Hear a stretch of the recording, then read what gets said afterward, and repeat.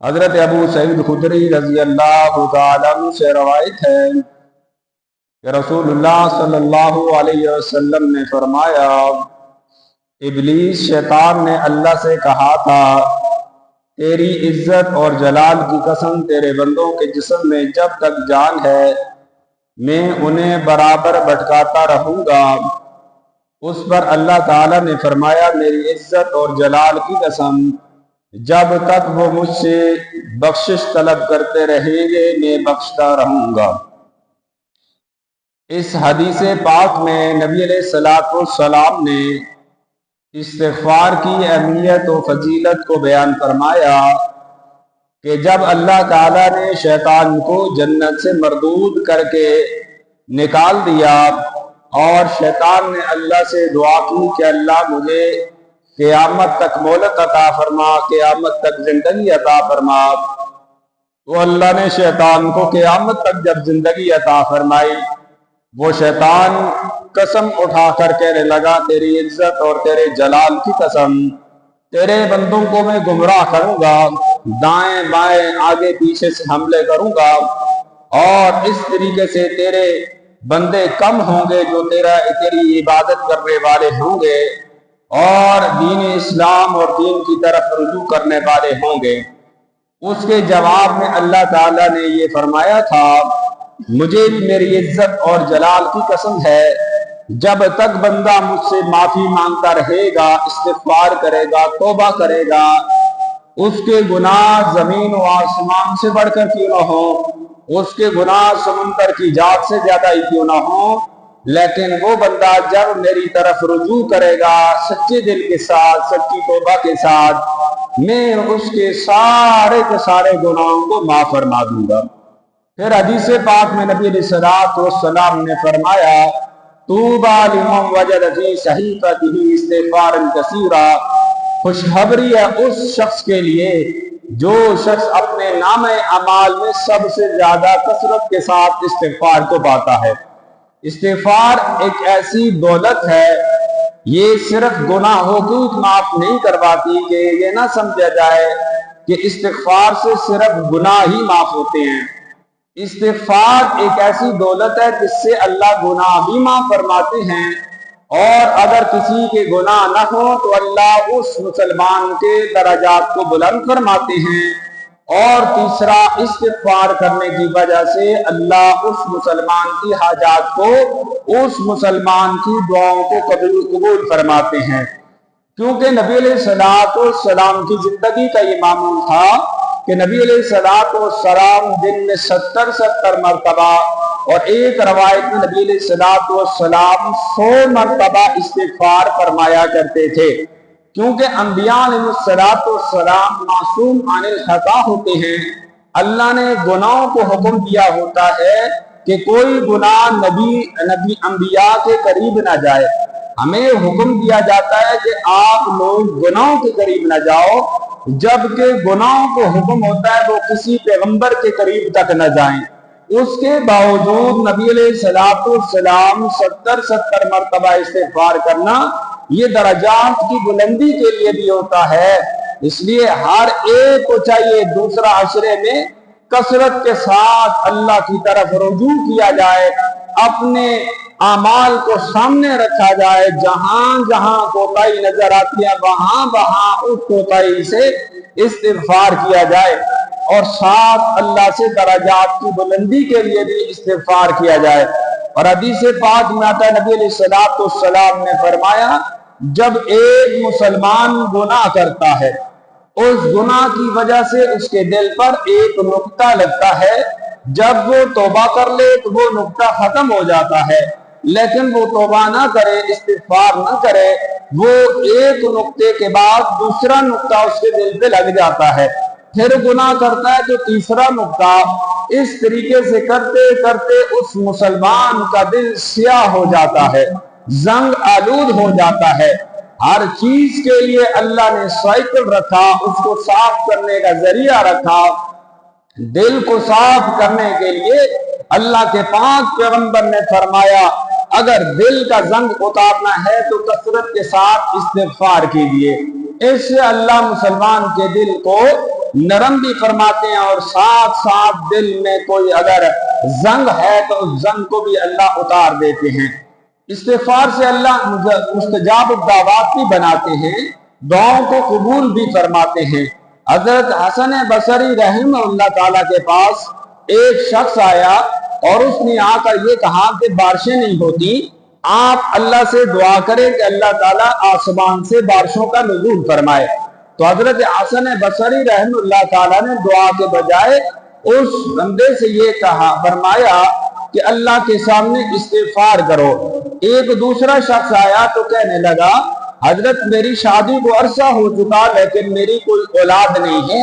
اللہ سے کوئی دعا کیجئے۔ حضرت حسن بصری رحمہ اللہ تعالیٰ نے فرمایا استغفار کیجئے۔ تیسرے شخص نے کہا کہ مالی تنگی ہے، رزق کی فراوانی نہیں ہے، کوئی ایسا وظیفہ عمل بتا دیجئے یا دعا کیجئے جس کی وجہ سے اللہ میرے رزق کی تنگیوں کو دور فرما دے۔ تو حضرت حسن بصری رحمہ اللہ تعالیٰ نے فرمایا کہ اللہ کے سامنے استغفار کرو۔ پاس بیٹھے ہوئے ایک شخص نے یہ کہا حضرت بارش والا آیا تو آپ نے استغفار کہا، جب شادی والا آیا اور اس کی اولاد نہ تھی تو آپ نے فرمایا استغفار کرو،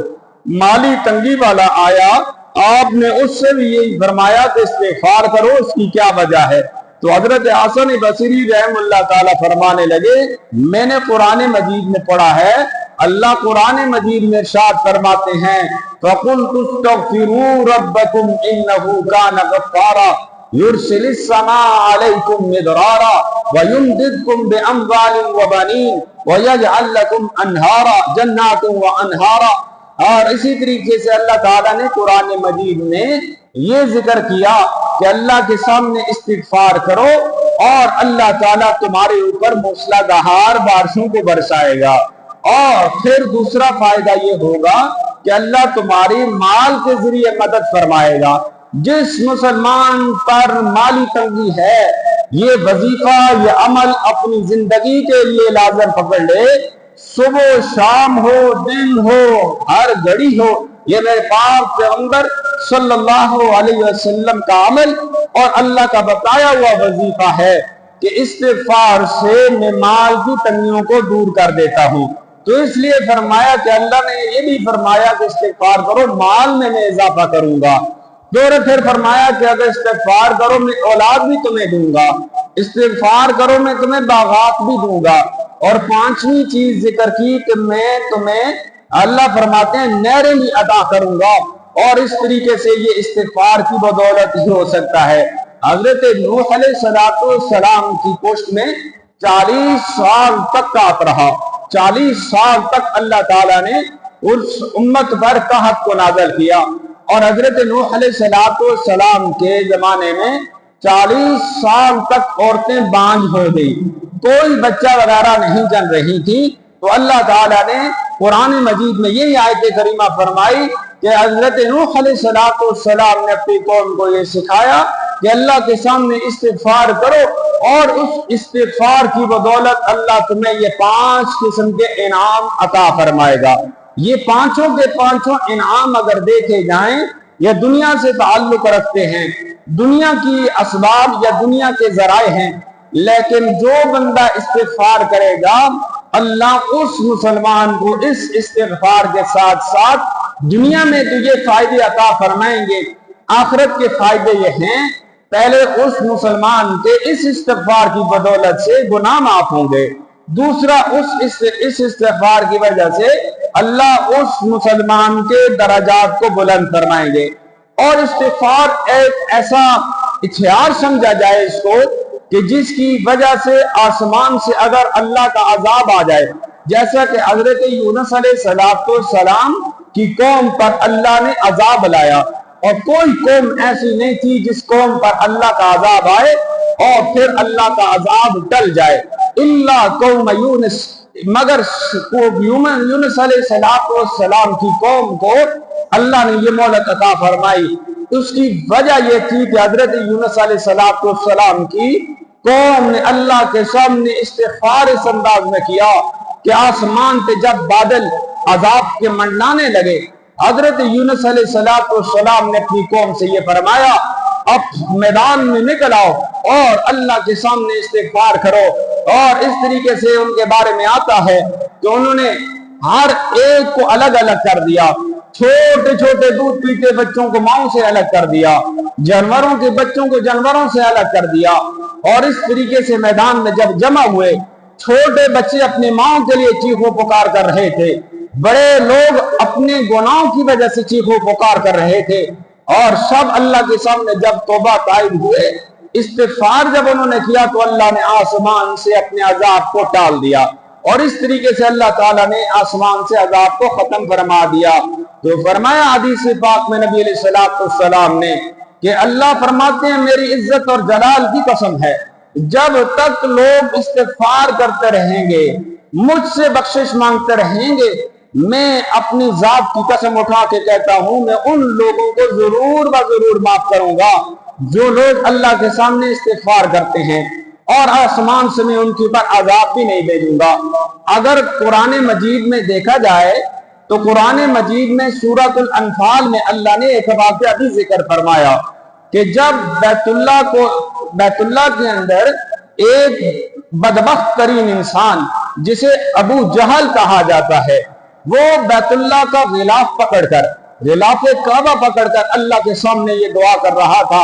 اللہم ان کان ھذا هو الحق فامطر علینا حجارۃ من السماء او ائتنا بعذاب علیم۔ اے اللہ تیرا یہ پاک پیغمبر اگر سچا ہے، وہ نبی علیہ السلام کے بارے میں کہنے لگا اگر یہ نبی علیہ السلام سچے ہیں،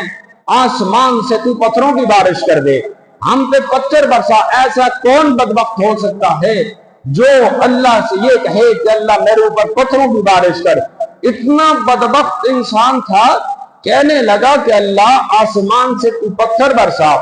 ابیتنا بعذاب علیم، یا اس سے بھی دردناک قسم کا عذاب ہمارے اوپر لے آ کہ اگر تیرا پاک پیغمبر سچا ہے۔ تو اللہ نے قرآن مجید میں جواب دیا،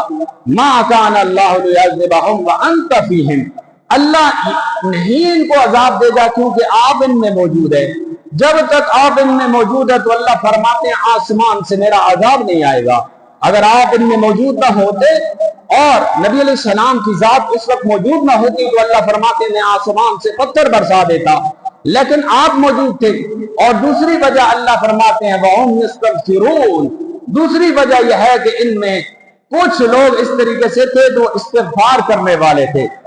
اور اس استغفار کی بدولت اللہ نے آسمان سے عذاب کو نازل نہیں فرمایا۔ تو بات یہ سمجھ آ گئی کہ اگر کوئی بندہ استغفار کرتا رہے،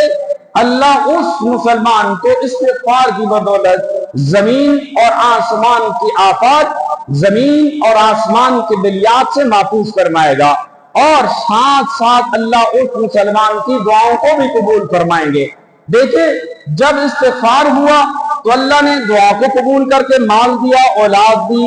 اور اسی طریقے سے آسمان سے بارشوں کو بھی نازل فرمایا۔ حضرت امام احمد بن حنبل رحم اللہ تعالیٰ کے بارے میں آتا ہے کہ امام احمد بن حنبل رحم اللہ تعالیٰ ایک مرتبہ بہت دور دراز سفر کے لیے نکل گئے، اور سفر کے لیے جب گئے تو ایک مسجد میں رات آ گئی تو وہاں پہ ٹھہرے، لیکن مسجد کے متولی جو تھے انہوں نے آ کر دیکھا کہ ایک انجان آدمی مسجد میں بیٹھا ہوا ہے، وہ نہیں جانتا تھا کہ یہ وقت کا امام ہے، اتنا بڑا مقام اور اتنا بڑا رتبہ ان کا ہے۔ تو اس نے دیکھا مسجد میں ایک عام سا آدمی بیٹھا ہوا ہے، تو اس نے ہاتھ سے پکڑا اور پکڑ کر اس مسجد سے باہر نکال دیا، کہنے لگا مسجد ہم رات کو بند کر دیتے ہیں۔ امام احمد بن حنبل فرمانے لگے میں مسافر ہوں، بہت دور دراز سے سفر کر کے آیا ہوں، میرے آگے سفر کرنا ہے، لہٰذا میرے پاس رات رہنے کی کوئی جگہ نہیں ہے، مجھے یہاں پہ رہنے کی اجازت دی جائے۔ لیکن امام احمد بن حنبل کو زبردستی مسجد سے جب نکال دیا گیا، امام احمد بن حنبل اپنی رات گزارنے کے لیے جگہ تلاش کر رہے تھے کہ دیکھا کہ اتنے میں ایک تندور والا نان بھائی نظر آیا، اور اس کے پاس گئے، فرمایا میں بہت دور سے سفر کر کے آیا ہوں اور اس طریقے سے رات گزارنی ہے مجھے، اگر تم اپنے پاس رات رکھ لو تو یہ تمہارا شکر، تمہیں تمہاری مہربانی ہوگی۔ फरमाने लगे, वो नानबाई फरमाने लगा, ठीक है बैठ जाओ यहाँ पर, रात मेरे साथ जब मैं जाऊंगा तो मेरे साथ चले जाना। लेकिन इमाम अहमद बिन हंबल रहमतुल्लाह ताला फरमाते हैं, मैंने उसको देखा अजीब काम करते हुए, वो पेड़ा बना रहा है तो फिर भी अस्तगफिरुल्लाह पढ़ रहा है, वो रोटी बना रहा है तो अब भी अस्तगफिरुल्लाह पढ़ रहा है, रोटी लगा रहा है, निकाल रहा है, उसकी जबान से कसरत के साथ इस्तिग़फ़ार जारी है। मैंने बिलाकर उससे पूछ लिया, मुझे ये बताओ तुम इस कसरत के साथ क्यों इस्तिग़फ़ार पढ़ते हो, क्या वजह है कि तुम्हारे इस इस्तिग़फ़ार पढ़ने की? फरमाने लगे, वो नानबाई फरमाने लगा, इसलिए मैं इस्तिग़फ़ार करता हूं, अल्लाह ने मेरी हर दुआ को कबूल किया। एक दुआ है,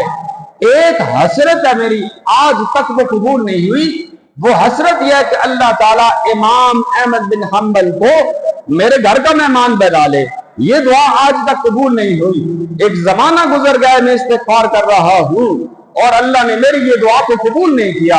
इमाम अहमद बिन हंबल मुस्कुराए, फरमाया, रब की कुदरत भी देखो क्या अजीब कुदरत है, तुम्हारे इस इस्तिग़फ़ार की वजह से अल्लाह ने मुझे मस्जिद से जबरदस्ती निकाल कर तेरे पास लाके बैठा दिया है, और अल्लाह ये बता रहे हैं मेरा बंदा इस्तिग़फ़ार कर रहा है, और उस इस्तिग़फ़ार की वजह से तुझे मस्जिद में नहीं रहना, तूने आज मेहमान बनना है तो इस नानबाई का मेहमान बनना है। फ़क़ुल्तु इस्तग़फ़िरू रब्बकुम इन्नहु कान गफ़्फ़ारा,